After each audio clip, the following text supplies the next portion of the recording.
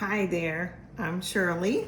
I'm from Pittsburgh, PA, and I wanted to introduce why I made the little humble videos that I did, the cooking videos, what they were originally meant for. So I'm not a professionally trained cook by any measure, but I have a lot of good tips and tricks. And it started out because I really wanted to I have a wonderful daughter-in-law, and she has a lot of 30 something ish friends, and a lot of them are just starting out with their own homes, newly married, even some of them newly pregnant. So I wanted to give them some basics in cooking, and then COVID happened. So they didn't get to come to my house like we planned. I even sent out like a little survey. What do you want to learn how to cook most? And do you want to entertain? A lot of them said they want to learn how to make gravy, things like that. Things that I've learned over the years, having a family that's fledged now, but I still like to cook. In fact, I'm 6 of 7 siblings, 6 down the line. And growing up, we were really very, very poor. So my mother, she tried her best to use what resources we had and cook. And I was always like in the kitchen and learning, picking up what I could. But we didn't have a lot of experience with a lot of even common fruits and vegetables and different proteins and whatnot. I didn't experience good food until I started going out on my own. And boy, I remember the first time I had shrimp scampi in a restaurant. And I was like, what is this magical garlic stuff? Like fresh garlic, not garlic salt or powder. And I was hooked, But I was thinking about this, and I told my husband this. I said, I think it all started that I like to cook for others way back when I was about 12 years old in the kitchen. And my mom, like I said, worked really hard. She came home from work one day and I had made something I thought I made up. I thought I really did make up tuna noodle casserole. We had tuna and we had noodles, and I don't even remember what I added to it. I doubt if it was cheese and peas and whatever, but I do remember this quite well. My mother was very complimentary and she really liked it. And boy, that made my heart soar. A little edification there for 6 of 7 that I termed myself.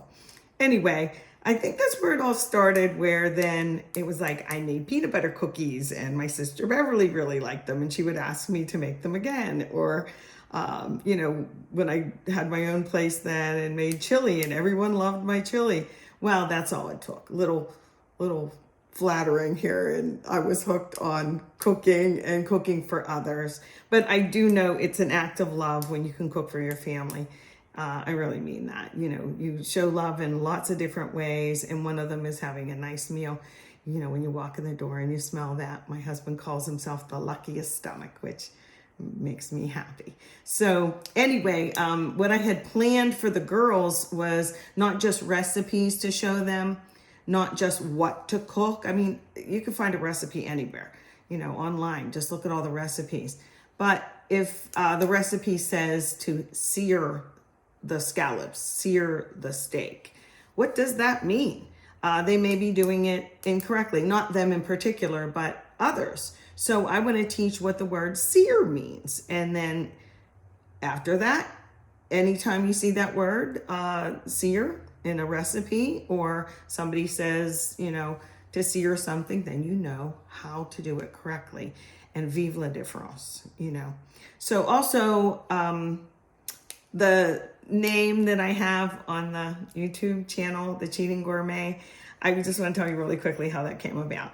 My sister Donna, back in the day, was the president of the Mother of Twins Club, and here in the Pittsburgh area. And they were having a convention. I didn't know it was a nationwide convention here in the Pittsburgh area in a hotel. So she said, Shirley, why don't you cook us something? And I was like, okay, sure. I'm up for anything. They were a bunch of fun ladies, Little did I know it wasn't just their chapter, it was for everybody. So found myself in a situation where it was going to be 300 women in a convention hall.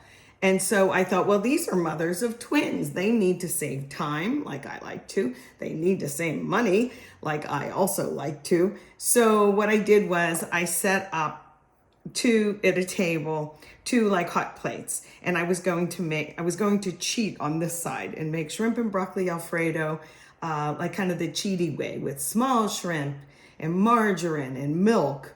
And you get the idea, and on this side, and shaker cheese or whatever. But on this side, I would make it like the correct way, with fresh pressed garlic and good butter and cream and whatnot. So you had a yin and a yang, a cheating way and a real way, for lack of a better term. And they loved it. I did that demo with like several different meals. Again, for the mothers of twins. And it went over really nice. But on the brochure that told the schedule of everything that was going to happen that weekend, I needed to have a name for, in hotel room or convention room number or whatever it was. And so we came up with the Cheating Gourmet, because cheating can just be saving money or saving time or jazzing something up. Like I've been known to grab a box of scalloped potatoes and add this and that. And I'm sure you know what I'm talking about when I say jazz it up. So with that said, sorry, I'm long-winded here. If you like the videos and you like the little tips and tricks that I cheat with, that I save time with or save money with, if you like them, I really am happy about that. My daughter-in-law said that that's probably what I'm best at, because when she was here all the time, I would show her, oh, do it this way, like let's try it that way, and that was really nice of her. She's a doll. So anyway, that's it, and I hope you like my dumb little videos. This took a lot of courage for me to do this online, so thank you.